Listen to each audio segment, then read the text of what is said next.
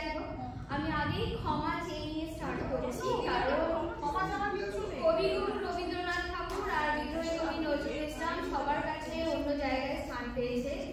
আমরা বাঙালিরা ভীষণভাবে জড়িত, কিন্তু আমার জীবনে এক্সপিরিয়েন্সটা একটু ডিফারেন্ট, কারণ আমার ঘরে এই গান বাজনার অত কালচার ছিল না। তো আমি লিটারালি ছোটবেলা, কেন বলবো, আমি জোয়ান বয়স অবধি কবিগুরু রবীন্দ্রনাথ বা বিদ্রোহী কবি নজরুল ইসলামের সঙ্গে সাহিত্যিক কোনো ভাব নিয়ে জড়িত ছিলাম না। আমার কাছে জায়গাগুলো অন্যরকম ছিল। ভীষণ ছোট ছোট কিছু আমার অভিজ্ঞতা আমি আজকে তুলে ধরবো। হয়তো হাসি লাগবে, হয়তো কারো রাগও লাগবে যে এইভাবে বলছে, কিন্তু এগুলো ভীষণ আমার লাইফ এক্সপিরিয়েন্স। তো আমি প্রথমেই শুরু করি। আমার কাছে রবীন্দ্রনাথ প্রথম যেভাবে ইন্ট্রোডিউস হয়েছিল, যেদিনকে আমি প্রথম স্কুলে গেছিলাম, এবং লিটারালি আমি জানতাম না এটা রবীন্দ্রনাথের গান আমাকে দিয়ে গাওয়ানো হচ্ছে।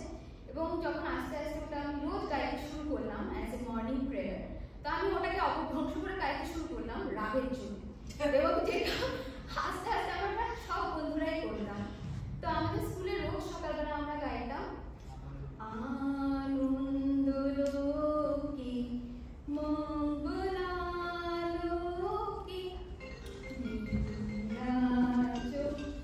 সত্য সুন্দর। কিন্তু আমি কিন্তু এটা গাইতাম না, আমি লিটারালি চিৎকার করে গাইতাম নিরানন্দ লোকে অমঙ্গলালোকে বিরাজ অসত্য সুন্দর।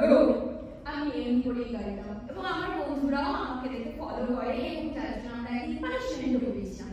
এখন যখন আমরা বন্ধুরা এক জায়গায় ঘুরি বা ফোনে কথা বলি, আমরা এটা নিয়ে ভীষণ হাসি, কারণ আমরা অদ্ভুতভাবে এই জিনিসটাকে এমন পর্যায়ে নিয়ে গেছিলাম যে অর্ধেকের ওপর বাচ্চা, ক্লাস 1 বাচ্চারা আমাদেরকেই ফলো করতো, যার জন্য একটা বিরাট বড় পানিশমেন্ট হয়েছিল, ঘরে গার্জেন কল হয়েছিল, সেটা অন্য স্টোরি। এটা গেল একটা। তারপরের এক্সপিরিয়েন্স হচ্ছে লোকে অমল আর দইওয়ালা অনেককে পড়েছে। আমার কাছে কিন্তু এই জিনিসটা অন্যরকম ভাবে এসেছিল, কারণ অমল খুব বেচারি ছিল, জানায় বসে থাকতো, সে খেতে যেতে পেত না, কারণ সে অসুস্থ ছিল। আমার অবস্থা অমলের মতোই ছিল, আমি জানায় ঝুঁকতাম, এবং আমাদের রাস্তা দিয়ে এক দইওয়ালা যেত, তার নাম ছিল ফুলমশি।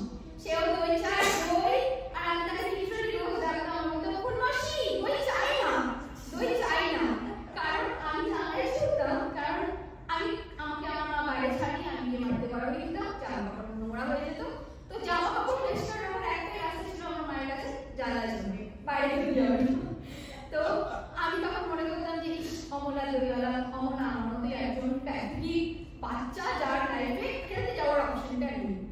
পরে যখন বড় হয়েছি, পড়েছি, তখন জিনিসটা ফিলিংসটা অন্যরকম ভাবে এসেছে, কিন্তু এখনো পর্যন্ত আমার কাছে কিন্তু ওই স্মৃতিটা ওইভাবেই চলছে। তারপরে যখন কলেজ লাইফে গেছি, তখন নজরুল ইসলামকে খুব একটা চিনি না, কিন্তু 4টি লাইন ভীষণভাবে তুলে নিয়েছিলাম, যেটা আমরা টিচারকে ইরিটেট করার জন্য ইউজ করতাম। আমাদের একজন খুব খারাপ টিচার ছিল, যার মাথা চকচকে টাক ছিল, তাকে দেখলেই আমরা সাইড থেকে বলতাম উল্টো কখনই পাশে পাশে চলবে চলবে। সে আস্তে আস্তে বুঝতে পেরেছিল যে তার মজা ওড়ানো হচ্ছে, এবং সে আমাকে রেগে বলেছিল তুমি লাস্টে হাওড়া স্টেশনে কলা বেচবে, আর তোমার কলা কেউ কিনবে না, কারণ তুমি খুব বাজে বিক্রেতা হবে। যাই হোক, তারপর রবীন্দ্রনাথ তোমাদের স্কুলে তোমাদের সিলেবাসে নজরুলের কবিতা ছিল না? ছিল, সেগুলো ওইভাবে যে নজরুল ইসলাম জাস্ট কবিতা মুখস্থ করেছি, লিখে দিয়েছি, মানে নজরুল ইসলামকে জানি না, অত মফস্বল এরিয়াতে যেতে হয়, এই পড়তে হবে, পরীক্ষা আছে, পড়ো, ওই অবধি গিয়ে বমি করে দিয়ে আসো, ভুলে যাও, ওই রকম ব্যাপার। কিন্তু 4টে লাইন রবীন্দ্রনাথের, যেটা আমার লাইফে এখনো পর্যন্ত জড়িয়ে আছে।